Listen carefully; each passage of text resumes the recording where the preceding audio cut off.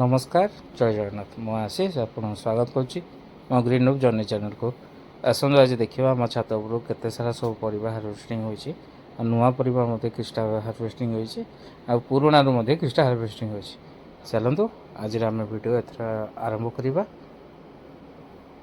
देखिपे बो आज एक्चुअली छात उपर पड़े आसुन हार्वेस्टिंग करने खरा दिन आरंभ हो गला देखो प्रथम आसलु गोटे बैगण होता पुराणा बैगण गचर बैगणी बाहर तापर आम आसलु मूला तोड़ापी मूला गुड़ा देखुए लास्ट दी पड़े मूला हार्वेस्टिंग हो मूला देखुए भल सैज परफेक्ट सैज कह गले मुझे 24 नंबर ग्रो बैग लगे एक्चुअली मूलापाई मटीटा हूँ आपंकर हाल्का रहा दरकार है मूलाटी आप ठीक से बढ़ो आम ये तला तली गला भितर लक्ष्मी मंदिर छात पर पड़े आसी बुलाप बहुत से मूला सब हार्वेस्टिंग कर सारापर एपटे टर्निप तोड़ ये भी गोटे मूला जातीय फसल कह गले टर्निप आमर होता एथर किछटा ये सब मुझे लगे एक्चुअली ठीक टाइमिंग लगे जहाँकि मुझे एक्सपेक्ट करी मार्च मास लास्ट जाए रही आशा रखुच्छी देखा जाओ कौ दिन पर्यटन आमको हार्वेस्टिंग हो भितर देखु आज आम फास्ट टर्निप जोटा कहुए टर्निप आज आम फास्ट हार्वेस्टिंग होता है टर्निप देखिपे केटे सुंदर भाव में केटे सुंदर कलर सहित साइजटे हो खाया बहुत टेस्ट लगे ये बेसी राग रुए मूलाटा राग रुए ये बेसी राग रुए तो खाया को भल लगे यू किसी आम टर्निप तोड़ी सारापर देखा आम कौन सब तोड़ा और देखिए सब सैज होक्चुअली बैग गुड़ा ग्रो बैग गुड़ा रखाई एमती नुहे जो बेसी ओजन अच्छे ग्रो बैग भावे से ग्रो बैग गुड़ाक एक्चुअली कह गले किसी परिमाण पाउंस कोकोपीट सब मिसिक दिखाई ग्रो बैग गुड़ा हल्का अच्छे देखिए सेठू आम तोड़ा सारापर एपटे आम आसी कंचा लंका तोड़ा कह गले नुहे तो पाचिला लंका एक्चुअली तोड़ापी कारण मुझे तो लंका तोड़िकी नहीं बो ही केवल आसिले लंका तोड़ती देखिए लंका सब प्रायतः सब जगह कह गले पची लंकाटे सीना छोट छोट लंका देखा धानुआ लंका टू टे बड़ सैज्र किंतु प्रबल राग रही जोटा कि देसी लंका परफेक्ट लंका जोटा कहुए देसी यहाँ हूँ से देसी लंका गछटा भल राग कह गले माने मार्केट लंका तो भल राग रोचे देखिए तो केते सारा सब लंका आमर लंका बहुत तड़ा सरुनी एपटे मत लंका गच गोटे लगी आंब गच तले से बहुत गोटे गोटे कर बाछिक तोड़ला एपटे सैज लंका गुड़ा टे बड़ सैज रही से गच अपेक्षा ये देखिपे ये सब चेरी टमाटो गच लगे देखो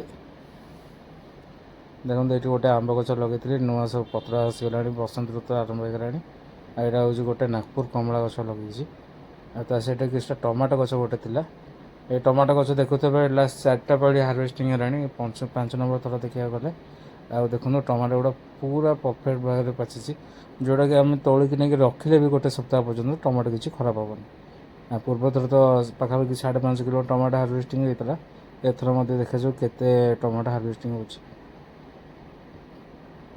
देखो माने प्रति गच गोटे गोटे गोटे गोटे गच कह गले 6टी 7टी गच अच्छी बहुत से गोटे गोटे करके सब तोड़े यही टमाटो गचटा एक्चुअली हाइब्रिड टमाटोटा आईटार सबुठ बड़ साइज टमाटो हो कह गले यही गचर टमाटो 4-5टा टमाटो आपंकर पाखापाखि अध किलो प्लस हो बहुत बड़ साइज टमाटो सब जगह अच्छी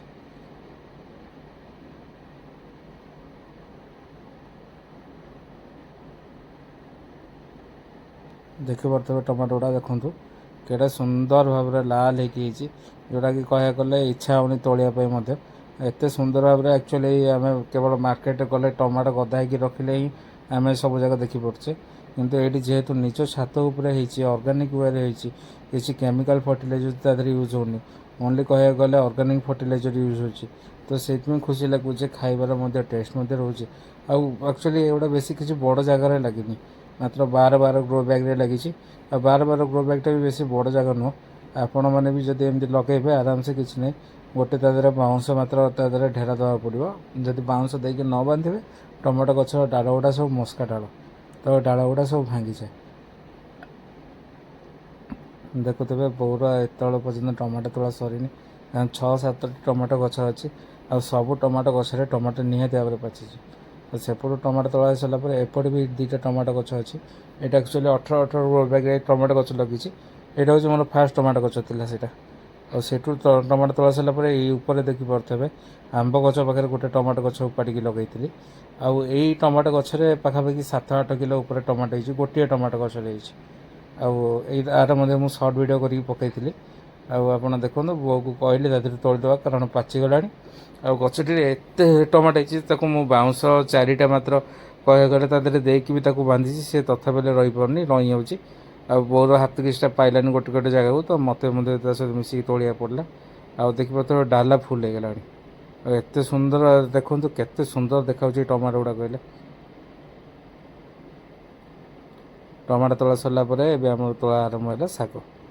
ଆଉ ଶାଗ ତ ବିଭିନ୍ନ ପ୍ରକାର ଲାଗିଛି କହିବାକୁ ଗଲେ, ଖଡ଼ା ଆଉ କୋଶଳା ଲାଗିଛି ବି କହିବାକୁ ଗଲେ। ଆଉ କିଛିଟା ଏଠି ଦେଖୁଛନ୍ତି ବୋଉ ତୋଳିଲା ବେଳେ କ'ଣ କରୁଛି ନା ଶାଗ ଅଗରେ ଯେଉଁ ମଞ୍ଜି ଗୁଡ଼ା ହେଇଥାଏ ସେ ମଞ୍ଜି ଗୁଡ଼ାକ ସେ କ'ଣ କରେ ନା ଛିଡ଼େଇକି ପକାଇଦିଏ, ଯାହାଫଳରେ ଶାଗକୁ ଖାଇବା ମିଳିଲା ପ୍ଲସ୍ ମଞ୍ଜି ବି ତା ଦେହରୁ ବାହାରିକି ଆପେ ଆପେ ଗଛରେ ହେଲା। ଆଉ କହିବାକୁ ଗଲେ ପର୍ଟିକୁଲାର ସେମିତି ଶାଗ ମଞ୍ଜି କେତେବେଳେ କେତେବେଳେ ପକାଇବାକୁ ପଡ଼ୁଛି, ଯେତେବେଳେ ପୁରା ଗ୍ରୋ ବ୍ୟାଗ୍ ଗୁଡ଼ା ଫାଙ୍କା ହେଉଛି ସେତେବେଳେ ଶାଗ ମଞ୍ଜି ମୁଁ ପକାଏ। ଅଦରୱାଇଜ୍ ନହେଲେ ଏସବୁ ଯେଉଁ ଶାଗ ଗଛ ହେଇଛି ଏସବୁ ବହୁତ ସବୁ ମଞ୍ଜି ଛିଡ଼େଇ ଛିଡ଼େଇ ପକାଇଛି। ଆଉ ଆମର ତ ସବୁଆଡ଼େ କହିବାକୁ ଗଲେ ଶାଗ ମଞ୍ଜି ପଡ଼ିଛି, ଯୁଆଡ଼େ ଯୁଆଡ଼େ ଦେଖିବେ ସିଆଡ଼େ ସିଆଡ଼େ ଶାଗ ହେଇଛି। ଦେଖନ୍ତୁ ଯେତେ ଖୁଣ୍ଟି ଖୁଣ୍ଟି ବୋଉ ତାକୁ ବାର ବାର ଖୁଣ୍ଟି ଖୁଣ୍ଟିଏ ତୋଳେ। ମୁଁ ଆକ୍ଚୁଆଲି ଡାଳ କାଟିଦିଏ, ବୋଉ କିନ୍ତୁ ଡାଳ କାଟିବା ପାଇଁ ମନା କରେ। ଆଉ ଚେରି ଗଛ ଚେରି ଟମାଟୋ ଗୁଡ଼ା ତ ସବୁ ଯାକ ଗଛରେ ଟମାଟୋ ଭର୍ତ୍ତି ହେଇକି ଅଛି। ଆଉ ଏ ଯେଉଁ ବର୍ଷା ପବନରେ ସେ ସବୁ ଗଛ ନଇଁ ଯାଇଥିଲା, ପୁଣି ବୋଧେ ତାକୁ ବାଧ୍ୟ ହୋଇକି ବାନ୍ଧିଲି ଆଉଥରେ। ଦେଖାଯାଉ କେତେ ଦିନ ରହୁଛି ଏମିତି। କିଛିଟା ଡାଳ ମଧ୍ୟ ଭାଙ୍ଗି ଯାଇଥିଲା, ତଥାପି ମୁଁ ତାକୁ ଆଡ଼ଜଷ୍ଟମେଣ୍ଟ କରିକି ବାନ୍ଧି ଦେଇଛି। ଦେଖିବା କେମିତି ଏଥର ଟମାଟୋ ହେଉଛି କି ହେଉନି। ବର୍ଷାରେ ତ ଅଧାରୁ ଅଧିକ ଟମାଟୋ ମଧ୍ୟ ଏଥର ଝଡ଼ି ଯାଇଛି ଆମର।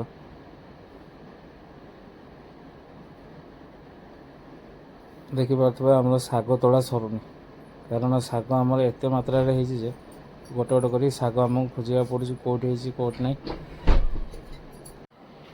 ଏପଟେ ବୋଉ ଆମର ଶାଗ କିଛିଟା ତୋଳାତୋଳି କରୁଛି, ମୁଁ ସେପଟେ ମଧ୍ୟ କିଛିଟା ଯାଇକି ଝୁଡ଼ୁଙ୍ଗ ତା ଭିତରେ ତୋଳିଥିଲି। ଆଉ ଏପଟେ ବି ଆମର କିଛି ହେଇଛି ଯେଉଁଟା ବରଗୁଡ଼ି କୁହନ୍ତି, ଝୁଡ଼ୁଙ୍ଗର ଗୋଟେ ଭେରାଇଟି। ଏଗୁଡ଼ା ମୁଁ ପ୍ରଥମେ ଭାବିଲି ଝୁଡ଼ୁଙ୍ଗ ବୋଲି, ମୁଁ ତାକୁ ତୋଳି ନଥିଲି। ବୋଉ କହିଲା ନାଇଁ ଏଗୁଡ଼ା ବରଗୁଡ଼ି ବୋଲି, ତ ବରଗୁଡ଼ି ଗୁଡ଼ା ସବୁ ତୋଳିବାକୁ ଷ୍ଟାର୍ଟ କଲି। ବୋଉ କହିଲା ବହୁତ ପାକଳ ହେଇଗଲେ ଏଗୁଡ଼ା ସବୁ ଟାଣ ହେଇଯିବ, ଚୋପା ଗୁଡ଼ାକ ଖାଇ ହେବନି।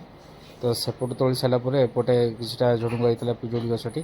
ଏଗୁଡ଼ା ସବୁ ଆକ୍ଚୁଆଲି କ'ଣ କହିଲେ ଗଛ ପାଖରେ ଗଛ ସବୁ ଯାକ ଗୋଟେ ଗୋଟେ କରିକି ଲଗାଇବାକୁ ପଡ଼ିଛି। ପିଜୁଳି ଗଛ ଲାଗିଛି ପ୍ଲସ୍ ତା ସାଇଡ଼୍ରେ ଗୋଟେ ଗୋଟେ ଝୁଡ଼ୁଙ୍ଗ ଗଛ ଲାଗିଛି। ଏପଟେ ମନ୍ଦାର ଗଛ ଲାଗିଛି, ତା ମୂଳରେ ଗୋଟେ ଝୁଡ଼ୁଙ୍ଗ ଗଛ ଲାଗିଛି। ଯେହେତୁ ଛାତ ଉପରେ ଜାଗା କମ୍ ଆଉ ହାର୍ଭେଷ୍ଟିଂ କରିବା ପାଇଁ ଅଧିକ ଇଚ୍ଛା ଥିବାରୁ ଆଉ ସବୁ ଜାଗାରେ ଗୋଟେ ଗୋଟେ କରିକି ଏକ୍ସଟ୍ରା ପୋତିବାକୁ ପଡ଼ୁଛି। ଲାଷ୍ଟକୁ ଆସିଲେ ଗୋଟେ କଖାରୁ ତୋଳିବା ପାଇଁ। ଏଠି ଦେଖନ୍ତୁ କଖାରୁଟି କେତେ ବଡ଼ ସାଇଜ୍ ହେଇଛି, ପାଖାପାଖି 4.5 କିଲୋର କଖାରୁଟି ହେଇଥିଲା। ଆଉ କଖାରୁ ତୋଳା ସରିଲା ପରେ ଆମର ଆଜି ଏଇନା ତୋଳା ହେବ କହିବାକୁ ଗଲେ ଧନିଆ ପତ୍ର। ଧନିଆ ପତ୍ର ତ ଏ ବର୍ଷ ଆମର ଟୋଟାଲି ହେଲେ ମାର୍କେଟରୁ ଆସିନି, କାରଣ ଯେହେତୁ ଏ ବର୍ଷ ମୁଁ ଛାତ ଉପରେ ମାନେ ଠିକ୍ ଟାଇମ୍ରେ ଆଉ ଭଲ ଭାବରେ ଧନିଆ ସବୁ ପକାଇଥିଲି। ଆକ୍ଚୁଆଲି ଏ ସବୁ ଫ୍ରୁଟ୍ କ୍ରେଟ୍ ଗୁଡ଼ାକରେ ମଝିରେ ଗୋଟେ ଗଛ ଲାଗିଛି, ତା ସାଇଡ଼୍ରେ 2ଟା ଗେଣ୍ଡୁ ଗଛ ଲାଗିଛି। ତା ବାଦ ବି ଯେତିକି ସ୍ପେସ୍ ବଳିଛି ତାକୁ ମଧ୍ୟ ଧନିଆ ଲଗା ହେଇଯାଇଛି, କିଛି ଜାଗା ଛଡ଼ା ହେଇନି। କହିବାକୁ ଗଲେ ଏସବୁ ଗଛ କଟା ହେବ, ଗଛ କଟା ହେଇକି ତାକୁ ଉପାଡ଼ି ଦେଲା ପରେ ତା ସାଇଡ଼୍ରେ ଚାରିପଟେ କହିବାକୁ ଗଲେ ସାର ଦିଆହେବ। ସେଇ ଯେଉଁ 2-3 ମାସ ଯେଉଁ ପ୍ରୋସେସିଂ ହେବ, ସେ 2-3 ମାସ ଟୋଟାଲି ସାର ଫାର କିଛି ଦିଆ ହେଇପାରେନି, କାରଣ ମୁଁ ସେଇ ଅନୁସାରେ ମାଟି ଟିକେ ତିଆରି କରିଥାଏ ଯେଉଁଭଳିଆ ଭଲ ରହିବ। ଆଜିର ଆମର ହାର୍ଭେଷ୍ଟିଂ ଭିଡ଼ିଓ ଏତିକି ସରିଲା। ଆଶା କରୁଛି ଆପଣମାନଙ୍କୁ ଆମ ଭିଡ଼ିଓ ଭଲ ଲାଗିଥିବ। ଯଦି ଭଲ ଲାଗିଥାଏ ତାହେଲେ ଲାଇକ୍, ସେୟାର ଆଣ୍ଡ ସବସ୍କ୍ରାଇବ୍ କରିବେ। ଜୟ ଜଗନ୍ନାଥ।